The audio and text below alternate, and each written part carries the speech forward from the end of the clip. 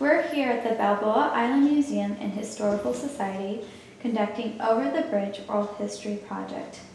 We're here with Susan Webster, maiden name Schisler. It's February 26, 2015. The first question is, what is your earliest memory of the island? Just growing up on the beach. We lived on the bayfront, South Bayfront, Amethyst, and we had our own pier.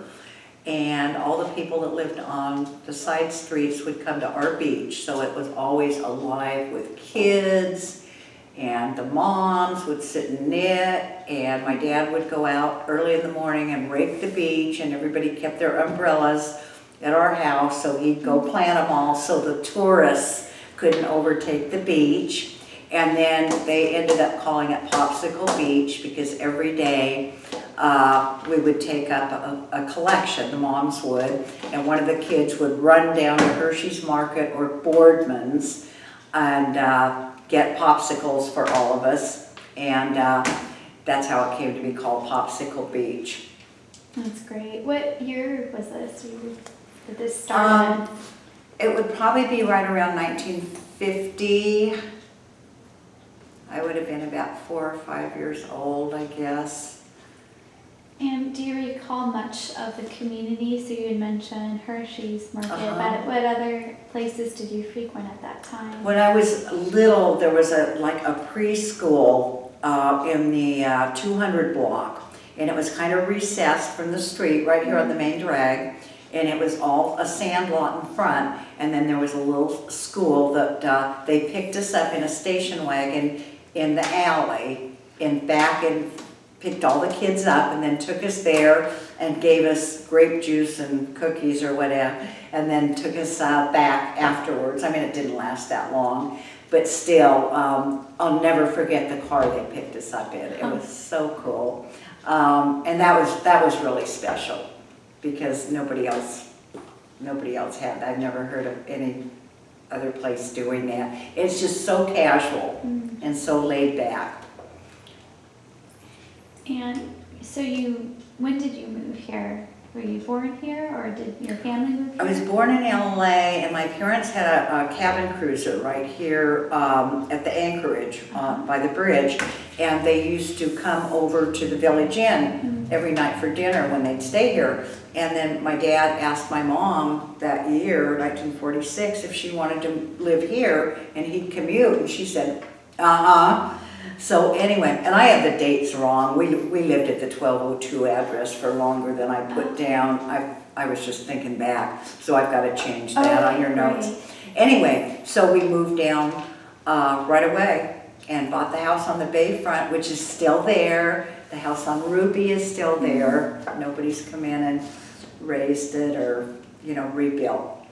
So anyway, that's pretty much how we got down here.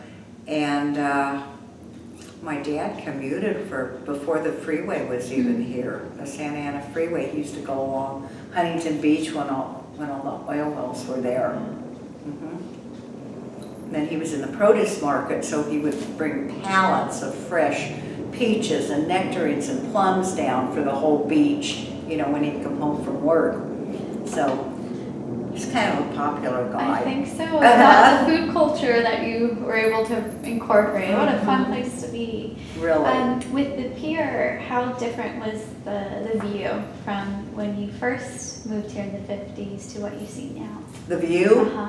So, You mean the bay view? Yes. What transformations have you seen? There's actually in our little bay right in front of my home, there's actually a boat moored there, which there never was.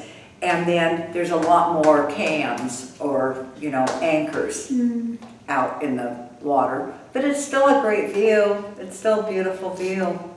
So.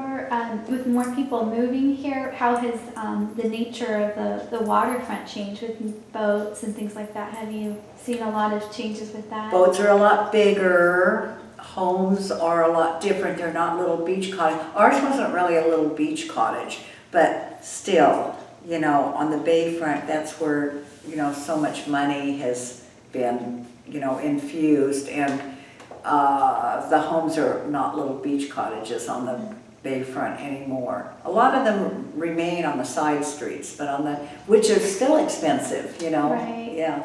Do you know that the cottage was built? Right. My home? Yes. So do you know? You know, I think my parents bought it new. Okay. Okay. So it must have been right in that era. Right. In that It must have been style. in the 40s. Right. In the early 40s. And then what happened was my nephews all lived in Los Angeles. So they would come down every weekend. So we'd have a house full of like 8, 9, 10, 11, 14 people. Mm. So then all of a sudden my brother decided he and his wife wanted to live on the island. Mm-hmm. So my dad sold our first house on Amethyst to them. So it's a family affair at yeah. this point. Mhm. So they moved in up when we moved up to Ruby. Okay. That's why we moved up to I Ruby. see. Mhm. How neat. Would you share why you hold Balboa Island in a special place in your heart? It is such a magical place. There's no place like it. It was the best place ever to grow up. I mean, our whole block was just full of about 50 kids, and we just had such a great time. And you know, you walk out your front door and hop over the seawall and you're on the beach. I mean, there's just no place like it, really. And you can, walk around it. The little island, I don't know what they're calling it now, Little Balboa Island or something. But no, it was always called the Little Island. And we didn't really have much to do over there. We were just, the main, okay. oh no. Don't worry about it. Okay. We have a replacement. The main drag kind of had everything. If we needed anything, we went up to 17th Street, like there was an Alpha Beta there. But otherwise it was Hershey's and... Right in that bag. Another. Okay. Not a second thought, but. So as a child, do you have a particular favorite memory or story that you'd like to share, or even the inner child story that you'd like to share? Everything down here. From going down to the ferry, it cost us a nickel to get across, which our parents said, don't go to the fun zone. It was a bad area, it was a rough area. So the first place we went was, across to the fun zone. And, cotton candy and, the frozen bananas. And of course we had that here on the island too. But there was just something, so growing up about taking that ferry across, and it's like you're in another land over there. But this was, it was a rough area. It was not a good area. I mean, Balboa Island was just kind of protected, and, Halloweens were fun. All the parents made the costumes. I mean, they didn't even have to go out with us. It was so safe. It was just a fun. I can't imagine any other place being as much fun to grow up in as Balboa Island was. A lot of neat memories were made. So a lot of holidays were they celebrated with neighbors as well? Were there a lot of communal A lot of communal. Thank you for bringing that up. Every summer we had what we called a block party, and we would close Amethyst off, just the 100 block. Okay. And it was a potluck. Everybody would bring something, and then all the kids would perform. Do some dumb little, song or dance or whatever. And that went on for years, as I understand it. But it started back when we were, when we were young. Wow. That's when it started. I forgot about that. Do you have other special holiday memories? The Christmas tree, they always did a little Christmas tree right by the fire department, which used to be a gas station. And we'd always go down there, every Christmas Eve. And see what other holidays. Oh, 4th of July. Oh, that was so much fun. Everybody would go up to 17th Street and buy the box of, I think it was Blue Devil. And then my brother would go down to Tijuana and bring back all the illegal cherry bombs, firecrackers, etc. And we would that's when you could just stand out there and pick a little Pete's, and we would just right in front of our home. And then the next day, sparklers, all in the sand, all in the South Bay front.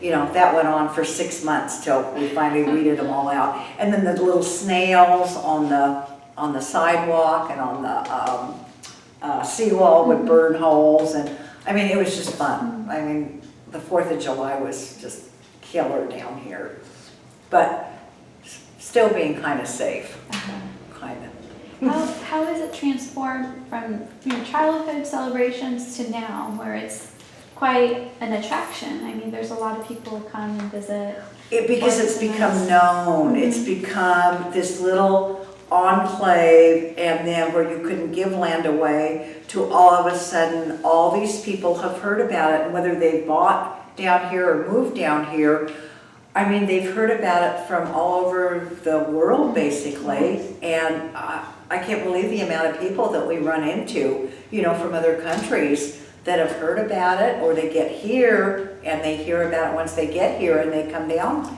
And, you know, they want to see it because it is just unique unto itself. It really is. Yeah, absolutely. How has the island become a home to you? How did it become? How would you say it did? Were there certain things that, I know you grew up here, but even in your adolescence, how did you retain it as your home and just kind of create that home-like atmosphere? It's just always felt like home. It's just a feeling. It's just innate. Yeah. You know, you just, when somebody brings up Balboa Island, I don't care where you are, you go, that's where I grew up. I grew up there. You know, you have to let them know. It's like a territorial thing, you know. Absolutely. Do you, what do you feel when you cross over the bridge? Oh, it's just warm. Just this warm, fuzzy, familiar. It's like, even though most of the stores have changed, they're still little, they're still quaint, they're still there. Like the Mandarin restaurant, that used to be like a drugstore, okay? And across the street, there used to be an electronics store, because you couldn't, the rentals didn't have TVs in them. So this guy was smart. He opened an electronics store, so you had to, you know, rent your TVs if you rented a place down here. And then, of course, all the residents, if we needed our TVs fixed, you know, it was right there. And there was a gift shop, and of course the post office was always there. And then there was the JR, the Jolly Roger, with the taco shop. That was the best, and all the young girls wanted to work at the JR. That was the place to work. The uniforms were cute, and then the girls would get off work and they'd come down to our beach, because they, you know, they were all our friends, and they'd hang out at our beach, get their tans ready for the night. So it was just a whole culture. And even if the girls didn't live here, you know, Tustin, whatever, they would come down and work at the JR. It was just... It was the place to be. Yeah, yeah, it was. Would you share a favorite story you might have had with a celebrity that you've encountered here at the island? Gosh, not on the island per se that I can recall. When we lived on Harbor Island Road, we lived right by Andy Devine. I don't really recall a celebrity. I mean, we heard a lot about him, but not, you know, one-on-one, face-to-face. And even with John Wayne on his boat, any spottings? You spent a lot of time on the beach. Oh, we'd see the wild goose. Yeah, we'd see the wild goose, yeah. Things like that. And then, you know, my husband's parents were good friends with Barry Goldwater, so, you know, we'd met him. And Howard Amundsen, who was he had the whole tip of Harbor Island. So he was my father-in-law's best friend. So we had a lot, you know, we saw a lot of him, which was very interesting. Certainly. What else with the Hollywood culture down here? A lot of even films have been produced. Does it mean anything when you see your community represented on television or in film? What is that? Absolutely. Yeah. Because it was a big deal back then, because, you know, not that many things were shot, but the celebrities that did frequent here, it was all about the yachting. You know, it was all about the boating mainly. And so when they did make shows down here like Columbo and those shows, I can't even say their name, they made them in Pirates Cove, etc. But yeah, it was a rush to see our little area that nobody, you know, came to for so many years. And now it's on TV or in a movie. Oh my gosh, that was so much fun. That was very cool.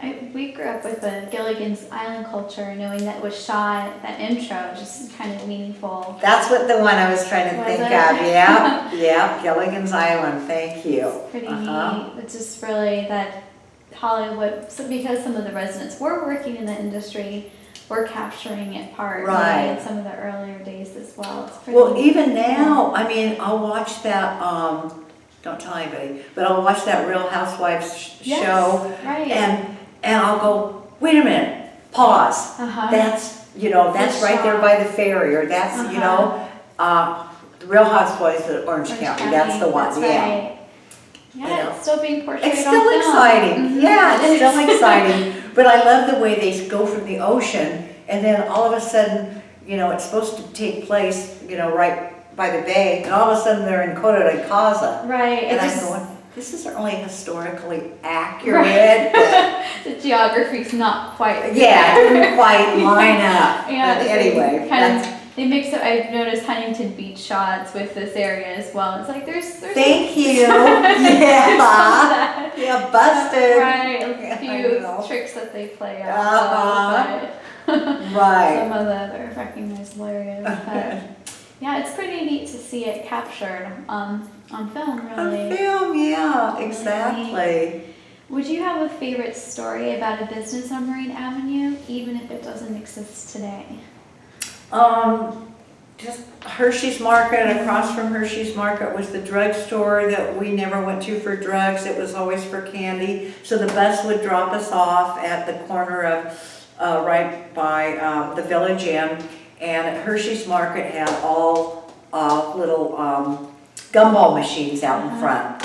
So that's where we went automatically. And God, one day we just had pennies. You know, that's all you needed. And one day I did not have any pennies, and so I went to Mr. Hershey, and because my dad knew, you know, everybody knew everybody, and I, you know, told him, and I said, could I borrow a penny? My dad will pay you back.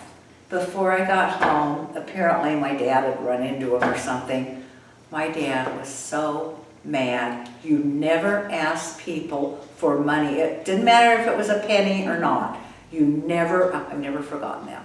Ever, ever, ever. I mean, he was so beyond mad. Mr. Hershey didn't care, but my dad did. And it was just, you know, lesson learned long time ago, fun gumball machines, but I never forgot it. Did you know Ruthie then? Oh yeah, Would Ruth you share a little and bit the of kids, and okay. grew up with the kids.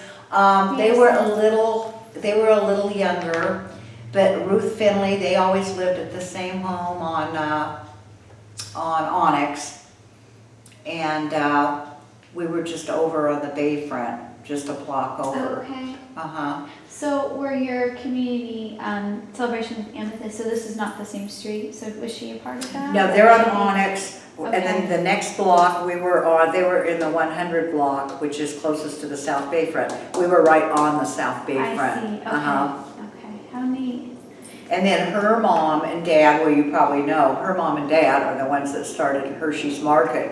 And I think they lived in the 200 block of Onyx. Okay.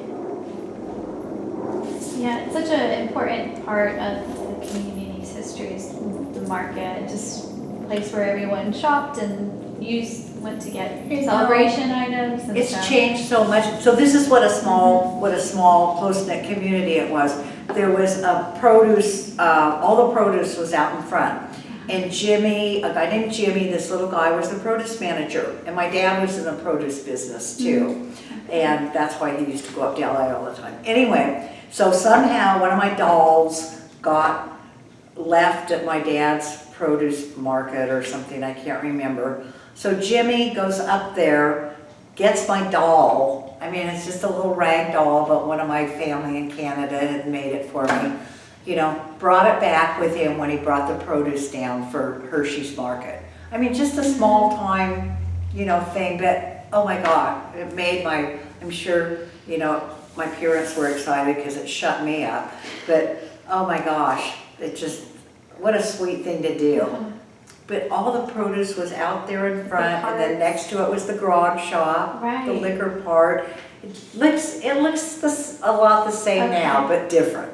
Okay. It was so pretty having all that produce out in front, you know, all the colorful produce, and it's just a neat little small open concept market. It's so nice to interact like that. Yeah, and some of the kids that grew up on the island worked there, you know, on and off. And you know, as they grew up, they moved on. But anyway, let's see what else. What else have I got? I don't go back that far. That's very early. Yeah, that's very early. Goodness, Thank you. Goodness. Thank you. And then the ferry boat, the ferry, my gosh, the Christmas parade. I mean, the boats are beautiful, but it's so sad seeing back in the day. I mean, there was a Christmas tree and a record player. That was the Christmas parade. You know, and now it's just all these, and I think a lot of the mega million-dollar boats are owned by corporations, not families like they were owned by, a lot of them still are, but back in the day, they were all owned by families, you know, and the families decorated them. So even though it's fun, we went out on it one year, and even though living here all our lives, we didn't know where in the harbor we were. There were so many boats. It was so chaotic. Wow. It was kind of scary. Yeah. Very different. Yeah. I think it's safer to watch it from shore. Then you get off when you want to too. But anyway, well, I think I've told you very many interesting stories. Oh, you sure have. These are a set of preset questions, so if you can think of anything else you'd like to contribute from your... You can edit out whatever you want to, whatever's boring. No, not at all. If there's anything else that you find you'd like to add, this concludes our set of preset questions, so if nothing else, Well, my father-in-law had a history. He and Judge Gardner, who everybody knows, Judge Gardner, hijacked the ferry one night, apparently, and took it for a ride. So anyway, that was kind of fun. And my brother's boat was called the Poopy. God knows why, gosh knows why. But anyway, it sunk right at the ferry crossing. It just, boom, went down. And all I remember was walking in the house and my dad was just absolutely furious. So I don't know if any other boat has that distinction that it sank right there. I don't know. I don't know how it sank or what. Wow. But anyway, yeah. So you did you grow up doing the BIYC then? Is that? Oh yeah, thank you. Oh, that was one of the best parts of growing up. Monday was, I don't know, swimming. Tuesday was diving. Wednesday was paddleboarding. Thursday, it was every morning you were involved in some activity. And of course it was all beach related, a rowboat, and then there was, every Friday night we'd have the meeting down by the ferry. There's a little inlet down there next to the store with a fireplace. And it was like a potluck, all the moms would bring, and then they'd award the ribbons for the contest, because it was a contest, you know. You'd practice all week and then you'd have a contest. You know, who's the best diver, who's the best, I mean, it was fun, you know, rivalry. And then once a year in the summer, we'd have around the island rowing. Okay. So we'd all row around the island. We'd have to wait till the bridge at the west end till it was low tide. Otherwise, we'd have to lay down, you know, to get under it. Oh, wow. Yeah, but thank you for bringing up the BIYC. That was a huge part of our lives. How neat, yeah. Mm-hmm. It seems to be such a core part of growing up for many. All those activities that brought everybody together and just... Yeah, it was just all beach life, island life, and you know, it's like the parents, we did a lot of weenie bakes. We used to call them weenie bakes back then. We did a lot of weenie bakes. We'd go over to Big Corona you know, a bunch of us get together and go over to Big Corona. It's great. Remind me to change those dates too. Okay, we'll go ahead and do that here. Okay.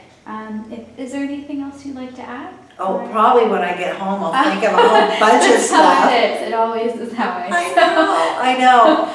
Just, you know, just in summation, just there's no place like it. There's no place like it. And it did, you know, you didn't meet as many people on the North Bay, obviously on the South Bay, you know. Where we lived, it was every boat going out, like had to go by our home because we were close to, you know, going right to make the, you know, to go out the jetties. So it was a heck of a view. And we had a couple big boats, the Puritan and the Goodwill and the Pioneer were moored out. And Elizabeth Taylor had a boat, you know, moored out there too. So never met her though, never had dinner with her, so I can't give you that. But you go on the boat cruise, on the bay cruise now, it is so entertaining, the stories these guys tell that never happen. I mean, good for them, you know, they're young, and they're probably given a script, and then they embellish, and I'm just sitting there. Not reality. I know, it's funny though, it's cute. But anyway, it's not, none of it's true, or most of it's not true. But anyway, yeah, I'll probably think of a lot, you know, when I get home, but. Well, thank you for everything you did share with us today. I really appreciate your time Well, and contributions. thank you for having me. Pleasure. My gosh. This concludes our interview then.